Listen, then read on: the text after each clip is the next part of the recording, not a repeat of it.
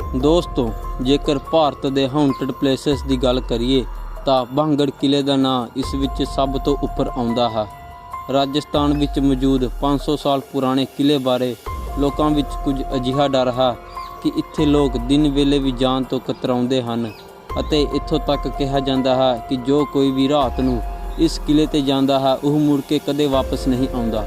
ਇਸ ਲਈ ਸਰਕਾਰ ਨੇ ਖੁਦ ਬੋਰਡ ਲਗਾ ਕੇ ਰਾਤ ਦੇ ਸਮੇਂ ਤੇ ਇਸ ਕਿਲੇ ਤੇ ਜਾਣ ਤੇ ਪਾਬੰਦੀ ਲਗਾ ਦਿੱਤੀ ਹੈ। ਅਤੇ ਦੋਸਤੋ, ਡਰ ਤਾਂ ਇਹ ਹੈ ਕਿ ਰਿਜ਼ਲਟ ਏਰੀਆ ਸਾਬਿਤ ਹੋਣ ਤੋਂ ਬਾਅਦ ਵੀ ਭਾਰਤ ਦੇ ਪੁਰਾਤੱਤਵ ਵਿਭਾਗ ਨੇ ਡਰ ਕਾਰਨ ਇੱਥੇ ਆਪਣਾ ਦਫ਼ਤਰ ਨਹੀਂ ਬਣਾਇਆ। ਫਿਰ ਬਾਂਗੜ ਕਿਲੇ ਦਾ ਇਤਿਹਾਸ ਕੀ ਹੈ ਅਤੇ ਅੱਜ ਇੰਨਾ ਜ਼ਿਆਦਾ ਕਿਉਂ ਇਸ ਨੂੰ ਭੂਤੀਆ ਅਤੇ ਡਰਾਵਨਾ ਮੰਨਿਆ ਜਾਂਦਾ ਹੈ, ਅਸੀਂ ਤੁਹਾਨੂੰ ਆਪਣੀ ਇਸ ਵੀਡੀਓ ਵਿੱਚ ਦੱਸਣ ਜਾ ਰਹੇ ਹਾਂ। ਬਾਂਗੜ ਦਾ ਕਿਲਾ ਅਮੇਰ ਦੇ ਸ਼ਾਸਕ ਰਾਜਾ ਭਗਵੰਤ ਦਾਸ ਦੁਆਰਾ 1573 ਵਿੱਚ ਆਪਣੇ ਛੋਟੇ ਪੁੱਤਰ ਮਾਧਵ ਸਿੰਘ ਲਈ ਬਣਾਇਆ ਗਿਆ ਸੀ।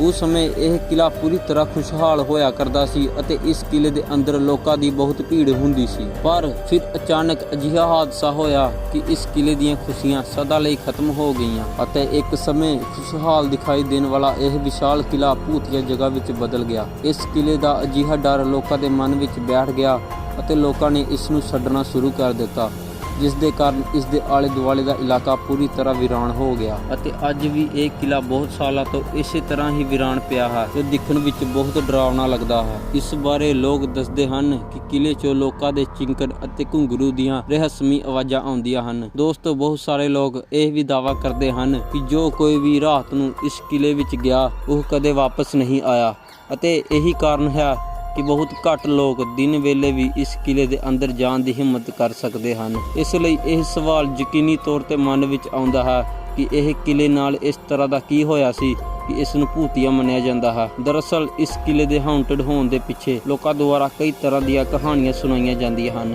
ਪਰ ਉਹਨਾਂ ਸਾਰੀਆਂ ਕਹਾਣੀਆਂ ਵਿੱਚ ਸਭ ਤੋਂ ਮਸ਼ਹੂਰ ਕਹਾਣੀ ਜੋ ਹੈ ਜਿਸ ਤੇ ਲੋਕ ਸਭ ਤੋਂ ਵੱਧ ਭਰੋਸਾ ਕਰਦੇ ਹਨ ਉਹ ਹੈ ਰਾਜਕੁਮਾਰੀ ਰਤਨਾਵਤੀ ਦੀ ਕਹਾਣੀ।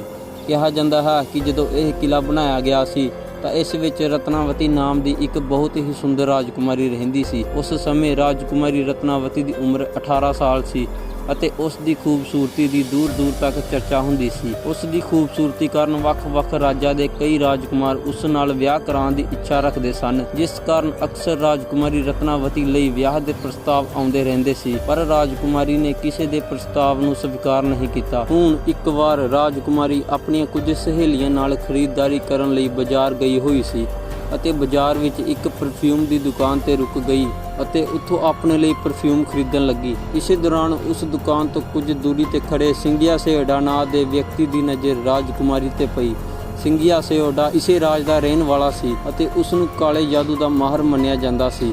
ਰਾਜਕੁਮਾਰੀ ਰਤਨਾਵਤੀ ਦੀ ਖੂਬਸੂਰਤੀ ਨੂੰ ਸਿਰਫ ਇੱਕ ਨਜ਼ਰ ਵਿੱਚ ਦੇਖ ਕੇ ਉਹ ਪੂਰੀ ਤਰ੍ਹਾਂ ਰਾਜਕੁਮਾਰੀ ਤੇ ਫਿਦਾ ਹੋ ਗਿਆ। ਉਹ ਰਾਜਕੁਮਾਰੀ ਨੂੰ ਦੇਖਦਾ ਰਿਹਾ ਅਤੇ ਮਨ ਵਿੱਚ ਫੈਸਲਾ ਕਰ ਲਿਆ ਕਿ ਉਹ ਹੁਣ ਕਿਸੇ ਵੀ ਕੀਮਤ ਤੇ ਰਾਜਕੁਮਾਰੀ ਨੂੰ ਹਾਸਲ ਕਰਨਾ ਚਾਹੁੰਦਾ ਹੈ। ਹੁਣ ਕਿਉਂਕਿ ਉਹ ਜਾਦੂਗਰ ਕਾਲੇ ਜਾਦੂ ਦਾ ਮਾਹਰ ਮੰਨਿਆ ਜਾਂਦਾ ਸੀ, ਇਸ ਲਈ ਉਹ ਚੋਰੀ ਛਿਪੇ ਰਾਜਕੁਮਾਰੀ ਦੀ ਇਤਰ ਦੀ ਇੱਕ ਬੋਤਲ ਚੁੱਕ ਲੈਂਦਾ ਹੈ ਜੋ ਰਾਜਕੁਮਾਰੀ ਨੂੰ ਪਸੰਦ ਸੀ ਅਤੇ ਉਸ ਬੋਤਲ ਤੇ ਕੁਝ ਤੰਤਰ ਮੰਤਰ ਵਿਦਿਆ ਜਾਪ ਕਰਦਾ ਹੈ ਅਤੇ ਫਿਰ ਹੌਲੀ ਹੌਲੀ ਉਸੇ ਜਗ੍ਹਾ ਤੇ ਰੱਖ ਦਿੰਦਾ ਹੈ। ਅਸਲ ਵਿੱਚ ਉਹ ਆਪਣੇ ਜਾਦੂ ਟੂਣੇ ਦੀ ਮਦਦ ਨਾਲ ਰਾਜਕੁਮਾਰੀ ਨੂੰ ਆਪਣੇ ਵਸ ਵਿੱਚ ਕਰਨਾ ਚਾਹੁੰਦਾ ਸੀ ਅਤੇ ਉਸ ਦੀ ਤਰਕੀਬ ਕਾਫੀ ਹੱਦ ਤੱਕ ਸਫਲ ਹੋ ਗਈ ਕਿਉਂਕਿ ਰਾਜਕੁਮਾਰੀ ਨੇ ਉਸ ਨੂੰ ਇਤਰ ਨਾਲ ਛੇੜਛਾੜ ਕਰਦੇ ਹੋਏ ਵੀ ਨਹੀਂ ਵੇਖਿਆ ਸੀ। ਅਤੇ ਫਿਰ ਰਾਜਕੁਮਾਰੀ ਪਰਫਿਊਮ ਦੀ ਬੋਤਲ ਲੈ ਕੇ ਵਾਪਸ ਆਪਣੇ ਕਿਲੇ ਵੱਲ ਜਾਣ ਲੱਗੀ ਅਤੇ ਨਾਲ ਹੀ ਸਿੰਗੀਆ ਸੇਵੜਾ ਵੀ ਚੋਰੀ ਚੋਰੀ ਰਾਜਕੁਮਾਰੀ ਦਾ ਪਿੱਛਾ ਕਰਨ ਲੱਗਾ। ਪਰ ਅਜੇ ਰਾਜਕੁਮਾਰੀ ਕੁਝ ਦੂਰ ਪਹੁੰਚੀ ਹੀ ਸੀ ਤੇ ਉਹਨਾਂ ਦੀ ਇੱਕ ਸਹੇਲੀ ਨੇ ਦੱਸਿਆ ਕਿ ਕਿਸੇ ਅਣਜਾਣ ਵਿਅਕਤੀ ਨੇ ਪਰਫਿਊਮ ਦੀ ਸ਼ੀਸ਼ੀ ਤੇ ਤੰਤਰ ਮੰਤਰ ਕੀਤਾ ਹੋਇਆ ਹੈ। ਦਰਅਸਲ ਰਾਜਕੁਮਾਰੀ ਦੀ ਸਹੇਲੀ ਨੇ ਸਿੰਗੀਆ ਸੇਵੜਾ ਨੂੰ ਪਰਫਿਊਮ ਦੀ ਬੋਤਲ ਤੇ ਕਾਲਾ ਜਾਦੂ ਕਰਦੇ ਹੋਏ ਵੇਖ ਲਿਆ ਸੀ, ਪਰ ਉਹ ਡਰ ਦੀ ਵਜ੍ਹਾ ਨਾਲ ਦੁਕਾਨ ਵਿੱਚ ਕੁਝ ਨਹੀਂ ਕਹਿ ਸਕੀ।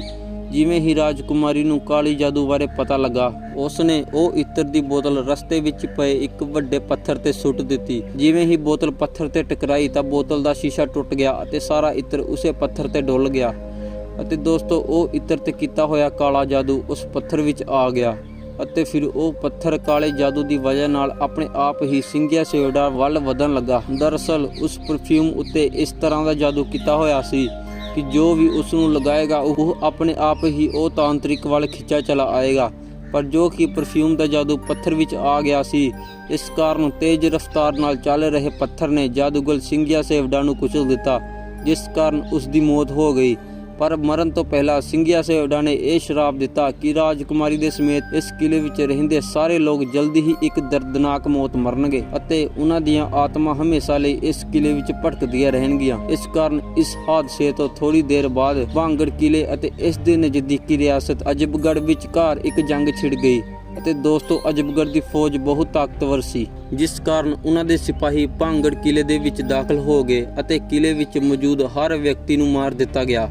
ਇੱਥੋਂ ਤੱਕ ਕਿ ਬੱਚਿਆਂ ਨੂੰ ਵੀ ਮੌਤ ਦੇ ਘਾਟ ਉਤਾਰ ਦਿੱਤਾ ਗਿਆ, ਜਿਸ ਵਿੱਚ ਰਾਜਕੁਮਾਰੀ ਰਤਨਾਵਤੀ ਵੀ ਨਹੀਂ ਬਚ ਸਕੀ। ਅਤੇ ਦੋਸਤੋ ਕਹਿੰਦੇ ਹਨ ਕਿ ਇਸ ਖਤਰਨਾਕ ਕਤਲੇਆਮ ਤੋਂ ਬਾਅਦ ਹੀ ਇਹ ਕਿਲਾ ਸ਼ਾਪਿਤ ਹੋ ਗਿਆ ਅਤੇ ਉਸ ਕਤਲੇਆਮ ਵਿੱਚ ਮਾਰੇ ਗਏ ਬੇਕਸੂਰ ਲੋਕਾਂ ਦੀਆਂ ਰੂਹਾਂ ਜ਼ਿਲ੍ਹੇ ਦੇ ਅੰਦਰ ਹੀ ਭਟਕਣ ਲੱਗ ਪਈਆਂ। ਦਰਅਸਲ ਕਿਲੇ ਦੇ ਆਸ-ਪਾਸ ਰਹਿਣ ਵਾਲੇ ਲੋਕਾਂ ਨੂੰ ਅੰਦਰੋਂ ਅਜੀਬੋ-ਗਰੀਬ ਆਵਾਜ਼ਾਂ ਆਉਂਦੀਆਂ ਸਨ ਅਤੇ ਨਾਲ ਹੀ ਕਿਲੇ ਵੱਲ ਜਾਣ ਵਾਲੇ ਲੋਕਾਂ ਦੇ ਲਾਪਤਾ ਹੋਣ ਦੀਆਂ ਘਟਨਾਵਾਂ ਅਕਸਰ ਸੁਣਨ ਨੂੰ ਮਿਲਦੀਆਂ ਸਨ। ਅਤੇ ਦੋਸਤੋ ਇਹਨਾਂ ਸਾਰੀਆਂ ਗੱਲਾਂ ਕਾਰਨ ਕਿਲੇ ਦੇ ਆਸ-ਪਾਸ ਰਹਿਣ ਵਾਲੇ ਲੋਕ ਆਪਣੀਆਂ ਬਸਤੀਆਂ ਛੱਡ ਕੇ ਕਿਸੇ ਹੋਰ ਥਾਂ ਤੇ ਰਹਿਣ ਲੱਗ ਪਏ ਅਤੇ ਇਸ ਕਿਲੇ ਨੂੰ ਵੇਖਦਿਆਂ ਹੀ ਵੇਖਦਿਆਂ ਇਸ ਦੇ ਆਸ-ਪਾਸ ਦਾ ਇਲਾਕਾ ਬਿਲਕੁਲ ਵੀਰਾਨ ਹੋ ਗਿਆ। ਇਸ ਤੋਂ ਇਲਾਵਾ ਦੋਸਤੋ ਇਸ ਕਿਲੇ ਦੇ ਭੂਤੀਆ ਹੋਣ ਦੇ ਪਿੱਛੇ ਇੱਕ ਕਹਾਣੀ ਇਹ ਵੀ ਦੱਸੀ ਜਾਂਦੀ ਹੈ ਕਿ ਜਦੋਂ ਇਹ ਕਿਲਾ ਬਣਾਇਆ ਜਾ ਰਿਹਾ ਸੀ ਉਦੋਂ ਨਾਲ ਵਾਲੀ ਜ਼ਮੀਨ ਤੇ ਇੱਕ ਬਾਬਾ ਬਾਲਕਨਾਥ ਨਾਮ ਦਾ ਇੱਕ ਸੰਨਿਆਸੀ ਰਹਿੰਦਾ ਸੀ ਅਤੇ ਜਦੋਂ ਬਾਬਾ ਬਾਲਕਨਾਥ ਨੂੰ ਇਸ ਕਿਲੇ ਦੇ ਨਿਰਮਾਣ ਦੀ ਖਬਰ ਮਿਲੀ ਤਾਂ ਉਸਨੇ ਮਹਿਲ ਦੇ ਰਾਜੇ ਭਗਵੰਤ ਦਾਸ ਨੂੰ ਇਹ ਸੁਨੇਹਾ ਭੇਜਿਆ ਕਿ ਉਹ ਆਪਣਾ ਕਿਲਾ ਇੰਨਾ ਉੱਚਾ ਨਾ ਬਣਾਏ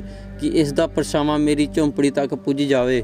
ਪਰ ਰਾਜਾ ਭਗਵੰਤ ਦਾਸ ਨੇ ਬਾਬਾ ਬਾਲਕਨਾਥ ਦੀ ਇਸ ਗੱਲ ਨੂੰ ਗੰਭੀਰਤਾ ਨਾਲ ਨਹੀਂ ਲਿਆ ਅਤੇ ਜਦੋਂ ਕਿਲਾ ਤਿਆਰ ਹੋ ਗਿਆ ਤਾਂ ਉਸ ਦਾ ਪਰਛਾਵਾਂ ਬਾਬੇ ਬਾਲਕਨਾਥ ਦੀ ਕੁਟੀਆ ਤੱਕ ਪਹੁੰਚ ਗਿਆ ਅਤੇ ਪਰਛਾਵਾਂ ਦੇਖ ਕੇ ਬਾਬਾ ਗੁੱਸੇ ਵਿੱਚ ਆ ਗਿਆ ਅਤੇ ਗੁੱਸੇ ਵਿੱਚ ਉਸਨੇ ਇਹ ਸ਼ਰਾਪ ਦਿੱਤਾ ਕਿ ਭਾਂਗੜ ਕਿਲਾ ਪੂਰੀ ਤਰ੍ਹਾਂ ਤਬਾਹ ਹੋ ਜਾਏਗਾ।